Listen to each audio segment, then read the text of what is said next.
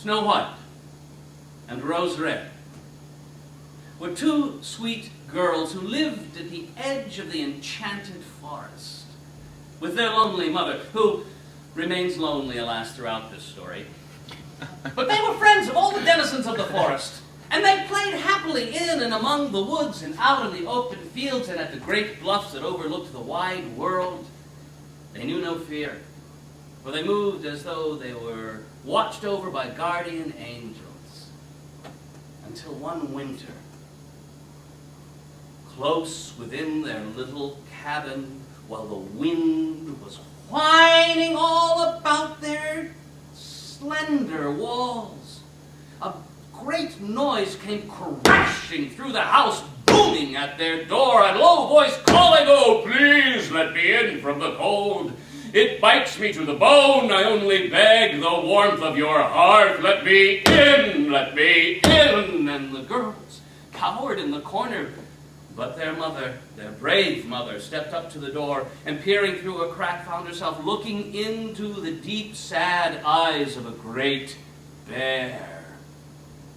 Indeed, it was caked with ice, its fur wet and sparkling with cold, and she saw its need, and she felt pity on the beast. And she said to her daughters, "Have no fear. Here's but another denizen of the forest, and we should fear no child of nature. We should fear nothing in nature." And so she opened the door to the great beast, and the bear walked into the room, and his shadow covered all. And as he lay beside the fire and warmed himself there, and the ice caked in his fur began to melt and run in rivulets across the stone hearth, the room filled with the sweet musk of animal. And the girls, cowering in the corner, found their curiosity drawing them from their fear as they approached closer and closer and slowly and tentatively, until soon they were touching the fur and feeling its thick luxuriance running through their fingers, until they found the hard body beneath. And the bear chuckled low, ho, ho, ho, ho, and rolled to his side to let them stroke his chest and belly, and he raised his great-sized paws, such massive paws, sharp claws, such power, and yet such gentleness combined.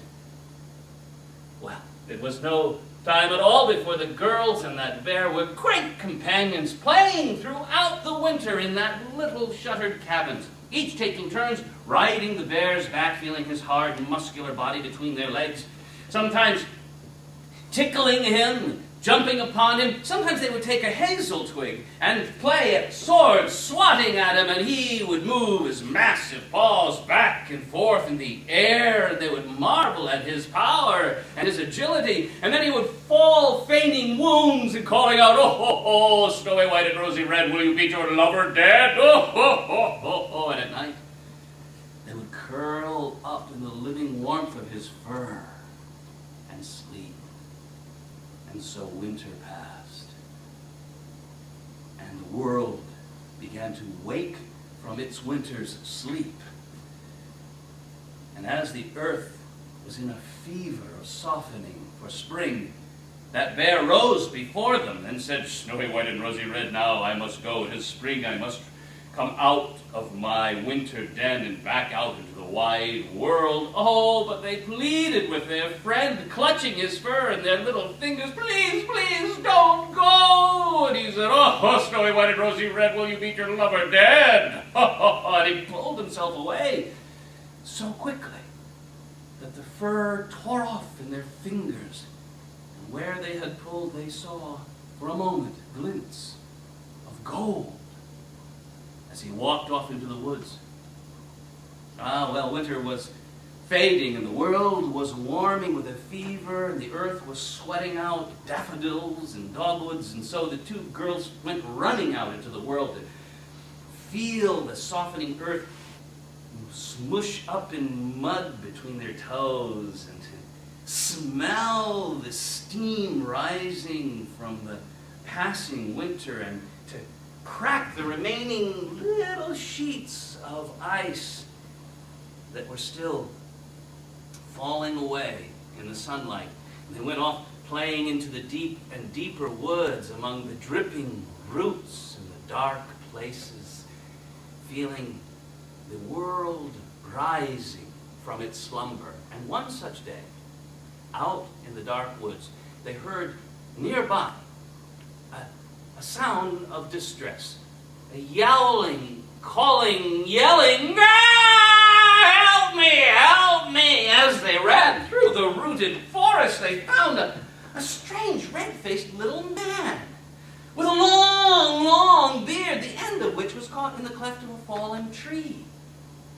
The dwarf was pulling on his beard, trying to get himself free, but to no avail. The girls stood there, gap-mouthed, watching this strange little man struggling so, until he looked up at them and cursed them. "Ah, you stupid girls, what are you doing just standing there, your mouths open, catching flies? Can't you see I'm in distress? Come and put yourself to use and help me free myself from this condition." Well, the two girls wanted to help, so they rushed to the poor little man's side, and together they all pulled and pulled and pulled on the beard, but to no avail.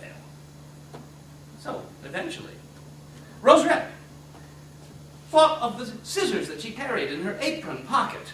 She brought them out and cleverly snipped off the end of that caught beard. The little man fell back and then jumped up, and instead of thanks, he offered curses. "Ah, you none of my beautiful beard, a curse upon you!" And he picked up a bag of jewels and was gone.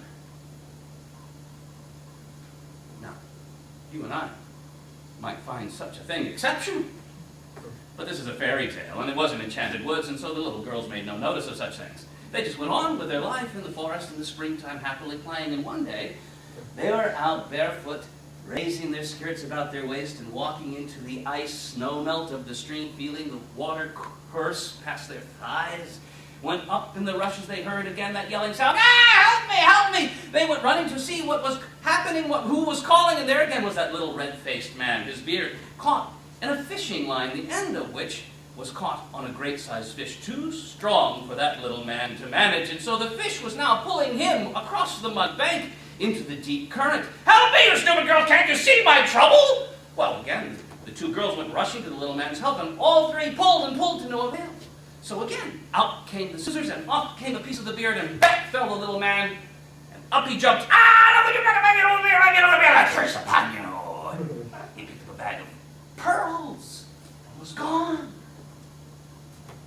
Yet another time, in the late afternoon, the girls were out by the bluffs where the smooth, round stones of the hill were warmed by the late sun. They lifted their shirts to lean their bodies and feel the radiant heat penetrating them. And as they were enjoying this moment at the bluffs, they heard again that sound of distress. "Ah, help me, help me!" They looked over and saw again the little red-faced man was in trouble, and again the source of that trouble was his beard. Where an eagle, lining its nest, saw the downy beard and swooped down to take up some of it for its lining, and only discovered just at that moment that there was a little man attached at the other end. And now the little man was fighting the eagle, in danger of being carried aloft. "Help me, you stupid girls!" Well, again they rushed to his help, and all three pulled and pulled to no avail, so up came the scissors, and off came the beard, and down fell the little man, and then up he jumped. "Ah, look at you, my beautiful beard, a curse upon you!" He picked up a bag of gold, and was gone. And later, that very day, the girls stayed out to watch the full moon rise in silver over all the woods. And as they stood in the enchanting light of the moon, they heard not a sound of distress, but a low gurgling sound of deep guttural satisfaction. They followed the sound and found that little man seated on the ground with two round bags of treasure, stroking them. "Ah, my jewels, my jewels." But then he knew someone near was watching.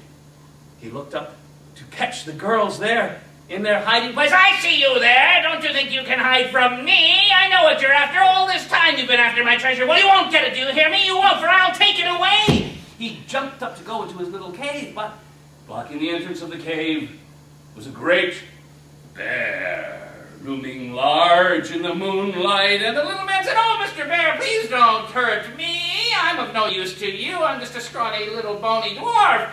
Go for those girls. They're ripe and juicy and ripe for the plucking. But the bear made no notice of the girls. He lifted his massive paw and with one graceful swipe lifted that man into the air and threw him upon the hard stones. And there he hit and cracked and fell, smearing blood across the surface of the stones. And then he landed, broken forever. The girls felt terror at the sight of death, at the sight of blood, and leapt up as to run, but the bear turned to them and said, "Stop, don't you know me? I will do you no harm. I am your friend, and you have freed me, and I owe you great thanks." And as he stepped forward, the bear skin fell back, and a handsome young man appeared before their eyes, all dressed in golden raiment. I am the young prince who was enchanted by this little dwarf, made to wander as a bear until I could break the spell. But his magic was too great for me to manage, and you diminished his magic by shortening his beard. And when he was at last weak enough, I was strong enough to overcome him, and I owe you great thanks. And so I ask you, please, come with me. Live happily ever after with me in my palace, in my court. And oh, by the way, I have a brother. And so it was, Snow White and Rose Red, who had been raised as friends of the denizens of the forest, as little girls now rose into the world of men and women as ladies of the court. And there they lived, well, as they all do in such stories, happily ever after.